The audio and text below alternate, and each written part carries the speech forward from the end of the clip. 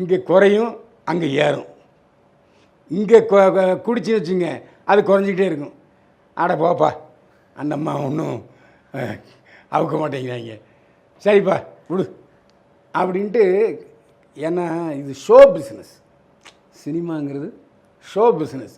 இப்போ நம்ம வந்து பழைய காலத்தில், அதாவது முன்னால் சிவாஜி கணேசன் எம்ஜிஆர் காலத்தில் வேறு, அது பரதநாட்டிய ட்ரெஸ்ஸை பார்த்தாலே மிகப்பெரிய கவர்ச்சியாக இருக்கும். ஏன்னா பரதநாட்டியத்தில் அந்த கவர்ச்சி இருக்கும்.